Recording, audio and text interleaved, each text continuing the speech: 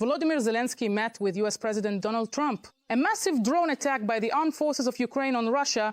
Oil depots, factories and airfields are burning, and near Tokmak, the Ukrainian armed forces split a Russian train in half. Meanwhile, at the NATO summit in The Hague, the leaders of the countries reaffirmed their full support for Ukraine. Greetings, my name is Katerina Pagalchuk, and right now, here are the main stories. But first, like this video if you support Ukraine and subscribe to our channel so we don't lose each other on YouTube. And we'll start with news from the front. The armed forces of Ukraine have generously handed out tickets to Copson's concert, 950 occupiers eliminated in just one day. But the enemy does not abandon its intentions to seize new territories of Ukraine. Videos of the occupiers' equipment in Crimea are spreading online. It is reported that this convoy is heading towards the Sumy region. This was written on his Telegram channel by Petro Andriushchenko, the head of the Center for the Study of Occupation. Once again, we are observing a large convoy moving from Crimea and Kherson through Mariupol to Taganrog and Rostov for further redeployment to the Sumy and Kharkiv regions. This time, there are no self-propelled artillery units, but there is a large number of personnel. The tactical markings are a circle inside the triangle. Such convoys were previously observed in 2023 as well, moving from Crimea towards Rostov. At the same time, the camps in the Mariupol-Berdyansk agglomeration have filled up. The training ground in the village of Babakh-Tagrama Kulikovo has also become active again. They are bringing in fresh troops, expanding the geography of their deployment to resorts and boarding houses. In fact, the entire area from the center of the village of Ulzuf, around the market district northeast to the village of Yurivka, is packed with newly arrived occupiers. Serhiy Kuzan, head of the Ukrainian Center for Security and Cooperation, also spoke about the situation in the Sumy direction. According to him, the Russians' hopes of advancing toward Sumy have failed, since before this, the occupiers did not capture Turetsk, Chasiv Yar or Pokrovsk. And we can see, for example, that the Russians' hopes of advancing towards Sumy and, let's say, getting within 2 artillery ranges, or we're talking about roughly 15 kilometers in order to shell and destroy the city, essentially depopulating the entire region, have in fact failed.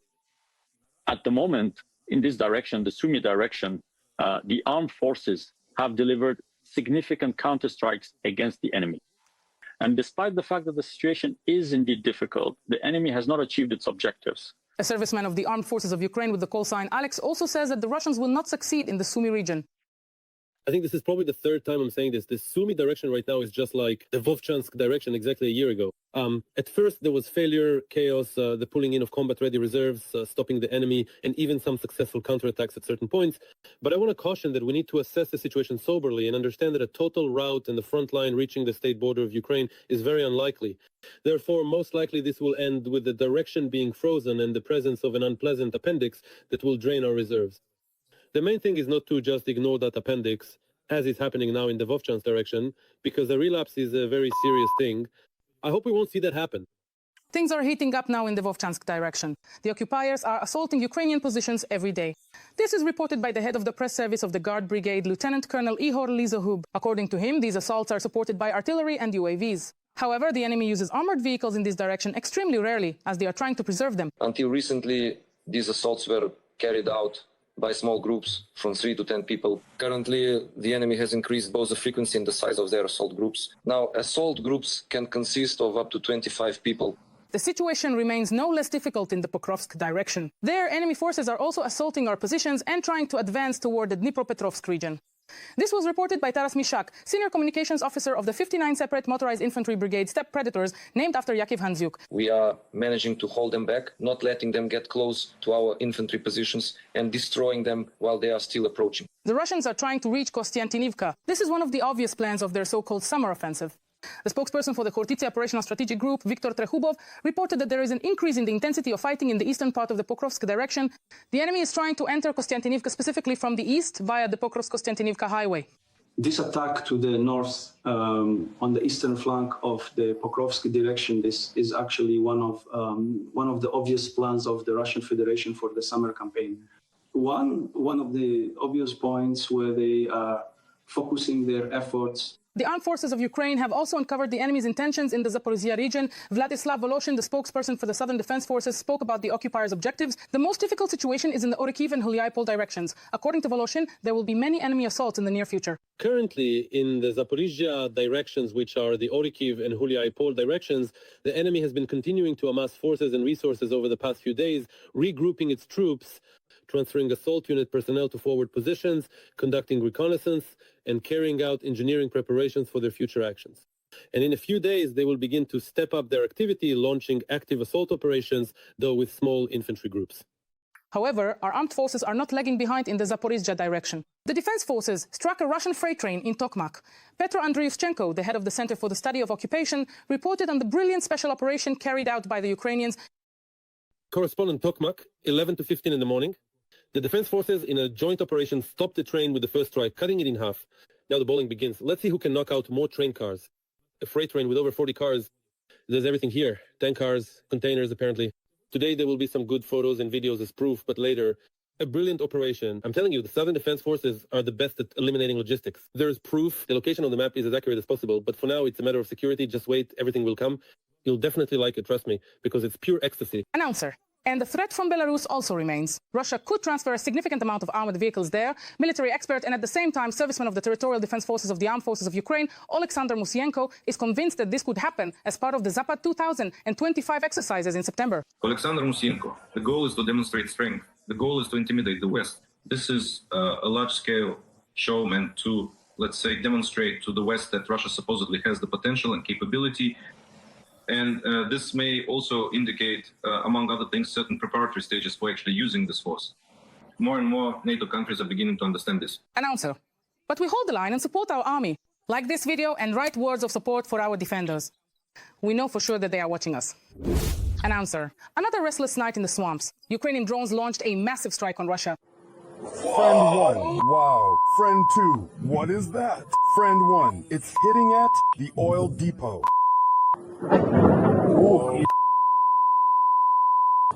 Announcer. One of the occupiers' key military-industrial complexes, the Atlant Aero plant in Taganrog, was hit by a drone attack. This was reported by the head of the Center for Countering Disinformation, Andriy Kovalenko. Every voice matters. Join our community, support independent journalism and help us bring you the truth from Ukraine.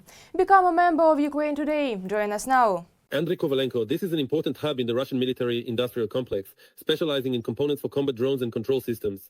It is involved in projects for the production of Orion drones, electronic warfare systems, and digital integration for strike FPV drones and loitering munitions. Announcer female. Now, about the attack in Taganrog and in the swamps themselves. Announcer. Ukrainian Armed Forces drones attacked 5 regions of the Russian Federation and Crimea. In Taganrog, a football stadium was damaged. The Russian Ministry of Defense reported that 22 Ukrainian drones were shot down while attacking the Belgorod, Bryansk, Saratov, and Ulyanovsk regions, as well as Tatarstan and the annexed Crimea. The acting head of the Rostov region, Yuri Slayusa, reported that in Taganrog, after a UAV fell on the Forte Arena Stadium, the roof of a building caught fire over an area of 30 square meters, and the wall was destroyed. It is believed that the target of the attack in Taganrog was the Atlant Aero enterprise, which is engaged in the production of aircraft. Announcer, and here are the shots from that very Forte Arena Stadium.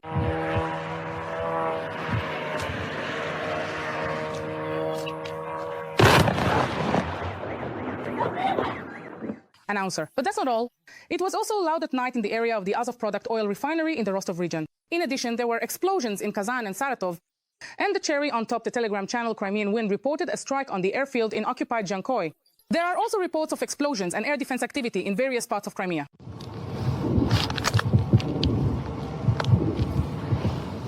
The head of the Center for the Study of Occupation, Petro Andriushchenko, also confirmed the information on his Telegram channel. He wrote about other places that were attacked. In Dzhankoi, Autonomous Republic of Crimea, a strike was recorded in the area of the airport, Primorsk, Melitopol, Yakimivka. There were no hits from debris. A blackout is still ongoing at the energy infrastructure and enemy bases. The consequences regarding losses are still being clarified. And finally, something else interesting. This is Bolshaya Tura, Zabaikalsky Krai, Russia. State Duma Deputy Andrei Gurulyov reported that there was a detonation at an ammunition depot there. See for yourself. Today, the military has cordoned everything off. Here, no fire trucks will be allowed in there while the explosions are happening. Right now, the Ministry of Emergency Situations is deploying an Il-76 and a B-200, and they will try to contain the fire by dropping water from the air. All I can say here is burn, burn brightly so that it doesn't go out. There will be no peace. Putin is ready to fight until 2027. NATO intelligence believes that Russia will definitely have the strength to fight for another 2 years. Because besides the will, Russia also has resources for war, albeit limited ones. According to NATO's assessment, the Kremlin's economic capabilities will allow it to continue the war at its current intensity at least until 2027. At the same time, NATO believes that Russia has already reached the peak of its military production, and does not have the capacity to further increase its output. And all of Russia's pseudo-peace efforts at the negotiating table are aimed not at peace, but at buying time. Well, wasn't that exactly what needed to be proven? At the same time, U.S. diplomatic efforts have so far failed to bring the sides any closer to peace. After all, Vladimir Putin is only interested in short-term agreements that benefit Russia, said a senior NATO official at the Alliance summit in The Hague. NATO believes that Vladimir Putin has convinced himself that he is winning the war in Ukraine. The alliance's assessments are more restrained. According to the official, they believe that such an optimistic assessment by the Russian leader is at least partly due to inaccurate intelligence data received by the Kremlin. This is about the war against Ukraine, but it would be a mistake to discount Russia's bloodthirsty ambitions toward at least the Baltic countries. This is a heavy burden for the Baltics, Poland and Finland in particular. In addition to NATO's general course of increasing defense spending, the countries are also preparing physically. Nearly 3,500 kilometers of border with Russia, 5 European countries, Finland, Estonia, Latvia, Lithuania and Poland are preparing to cover with anti-personnel mines. If necessary, they will sow the quiet pine and birch forests along their borders with millions of mines. Weapons that were previously considered so abhorrent that most of the world tried to ban them forever. Finland, Estonia, Latvia, Lithuania and Poland have announced their withdrawal from the 1997 Ottawa Convention, which prohibits anti-personnel mines. Later in June, all 5 countries are expected to officially notify the United Nations of their withdrawal, which will allow them to produce, stockpile and deploy such munitions by the end of the year. This unprecedented move will effectively create an iron curtain at the border. Well, we completely understand the desire to fence themselves off from Russia. And what do you think of this initiative from our partners? Yesterday, the NATO summit concluded in The Hague. The main message from the meeting of the alliance member countries was unwavering support for Ukraine. I am thankful for our strong friendship with you and all the allies. Thank you. We're going there. A lot to talk about. The announced meeting between the President of Ukraine, Volodymyr Zelenskyy, and the President of the United States, Donald Trump, did take place, and it went very well. The lengthy and substantive meeting with President Trump covered all truly significant issues. I thank Mr. President. Thank you to the United States. We talked about how to achieve a ceasefire and real peace. We discussed how to protect our people. We appreciate the attention and willingness to help bring peace closer. Details will follow. And although the United States assures Ukraine of its support, it is not planning to impose sanctions against Russia for now. This was stated by Secretary of State Marco Rubio in a comment to Politico in the corridors of the NATO summit. I think everyone should remember that once we impose sanctions on Russia, if we do what everyone here wants, which is to come and crush them with even more sanctions, we will probably lose the opportunity to talk to them about a ceasefire. And then, who will talk to them? Because they aren't talking to anyone else in Europe. They aren't talking to anyone else in the world who is on our side in this matter and sees it the way we do. So I think the President will know the right time and place when he might have to do this. If he does this, it will be almost an acknowledgement that negotiations will not take place in the near future. That's why he wants to use every opportunity to influence the Russian Federation regarding a ceasefire. And this is the option he is trying to preserve because it is the path to peace. As for our European partners, the Ukrainian delegation did not come to The Hague for nothing. Even before the summit, the Prime Minister of friendly Britain, Keir Starmer, announced the provision of 350 ASRAAM missiles for air defense. This assistance is not only powerful, but also full of symbolism, because London will purchase the missiles for Ukrainian air defense using funds from frozen Russian assets. Support from Denmark has reached a new level. According to Zelenskyy, Denmark will become the first country with which Ukraine will launch joint defense production. On the sidelines of the summit, Zelenskyy held friendly meetings with the Prime Minister of New Zealand. But with Hungary, or more precisely, its Prime Minister Viktor Orban, nothing has changed. On the eve of the summit, he stated that he does not want to see Zelenskyy at the same table with NATO leaders. The Americans, the Turks, the Slovaks, and we made it clear. We do not want to sit at the same table with Mr. Zelenskyy if it concerns NATO. In my opinion, Hungary's national interest is not to be together with Ukraine in any integration union, neither in NATO nor in the European Union. And then he declared his main task is to prevent Ukraine from joining NATO. Ukraine is not a NATO member, just like Russia. And my task is to keep things as they are. He'd be better off thinking about his own country. As you already know, the United States has struck Iran's nuclear facilities. US President Donald Trump also spoke about this. This is also evidenced by satellite images taken before and after the American strikes. However, the media, including American outlets, are expressing doubts about whether the nuclear facilities were completely destroyed. Among the publications raising doubts is the renowned CNN. Two people familiar with the assessment stated that Iran's stockpiles of enriched uranium were not destroyed. One of the sources said that the centrifuges are mostly intact. Another source reported that, according to intelligence estimates, the enriched uranium was removed from the facilities before the U.S. strikes. Of course, Trump did not like that his victory over Iran was being questioned, and he stated that the media are shameless and spread fake news, downplaying the achievements of the American military. Fake news CNN, together with the loser the New York Times, have joined forces to belittle one of the most successful military strikes in history. Iran's nuclear facilities have been completely destroyed. But Trump didn't stop at just posting online. CNN and MSNBC should apologize to the B-2 pilots. These channels are real losers. Cowardly losers. That's exactly what I'm saying. CNN, you're garbage, and everything you broadcast is trash. It's all fake. But Trump's right-hand man, Vice President J.D. Vance, surprisingly takes the criticism calmly, although there are some nuances here as well. There's this thing in Washington. All the enthusiastic people with bright pink hair always seem to show this particular sign, and I think it means we're number one in some way, right? I'll just take it as a unique and special symbol of Washington state. Will someone tell him that's not exactly how it works? Although, what can you expect from Vance if even Trump has a distorted sense of respect, since he believes that Putin respects him? Every day brings a new nomination. For the second time in a week, US President Donald Trump has been nominated for the Nobel Peace Prize. First, it was Pakistan who did this. They claimed that Trump played a key role in resolving the conflict between India and, in fact, Pakistan. Now, Trump is being nominated as a dove of peace by Georgia Congressman Buddy Carter. According to the politician, Trump deserves the Nobel Peace Prize because he ended the war between Iran and Israel. President Trump's influence played a key role in quickly reaching an agreement that many considered impossible. President Trump also took bold and decisive actions to stop Iran's nuclear ambitions and to ensure that the world's largest state sponsor of terrorism remained unable to obtain nuclear weapons. His leadership at this moment exemplifies the very ideals that the Nobel Peace Prize seeks to recognize: the pursuit of peace, the prevention of war, and the promotion of international harmony. And check out the irony. While Trump is being credited with peace accolades, he himself is posting a video on social media with the telling title, Bomb Iran.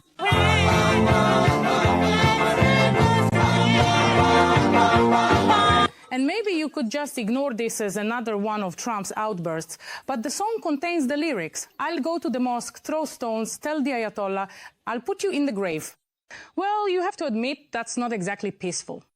But when it comes to peace between Iran and Israel, I still have something to surprise you with, because Russians do not agree with Trump's status as the main peacemaker in the Middle East. A squad of Putin's grandmothers is convinced that peace is Putin's achievement. The Iranian foreign minister came to Putin, and in a very short time, the war stopped. What does that tell you? We say this every time. Vladimir Vladimirovich, you are simply the power of peace. You hold this entire world together. I wonder if they'll face off in the ring for the title of Dove of Peace. There is a rule in Russia: you can only joke about Putin on television in a positive light, but it's better to avoid mentioning him at all.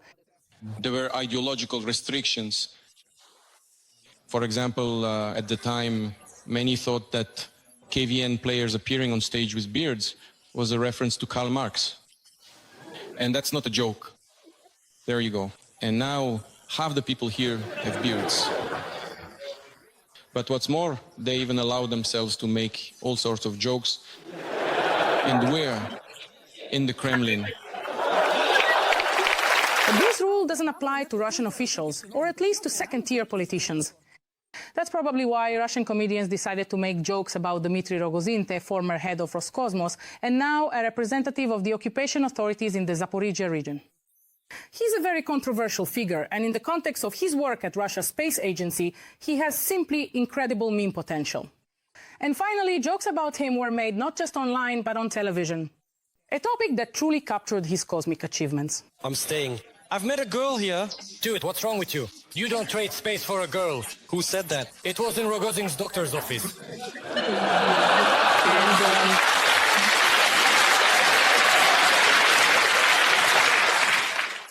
guess how Rogozin reacted to this. In the best traditions of Russian politics, he started making threats threatening to send them to war. I've already been informed which military enlistment office these two comedians are registered with. Now we're identifying the spineless loser who writes these scripts for them. We're expecting these guys to come to us. We'll teach them everything, including a sense of humor. And our enemy is quite spirited, as they say. So instead of the dreary crap that KVN has turned into, we'll give them real KVN. We'll deliver the strike drones Knyaz, Vandal, and Novgorodsky to the front line and wish them good luck in battle. And when they come back, we'll all have a laugh together at their failed, unfunny, and crude joke on Channel 1. Meanwhile, while Rogozin is sending comedians to the front, local Russian military recruitment offices are mobilizing even the homeless. The German publication Bild has learned that in Saransk, Russia, recruiters from the local military enlistment office are forcing alcoholics and homeless people to sign contracts with the Ministry of Defense using threats and vodka. The photos were taken between June 10th and 14th of this year. In the photos, recruiters offer gifts, alcohol, and cigarettes to people suffering from addiction in order to persuade them to sign a contract.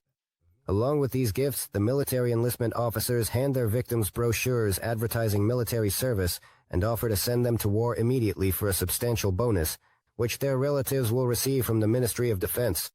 Well, alongside rapists and murderers, the Russian army really was lacking alcoholics and homeless people in its ranks. Now, as they say, the picture is complete.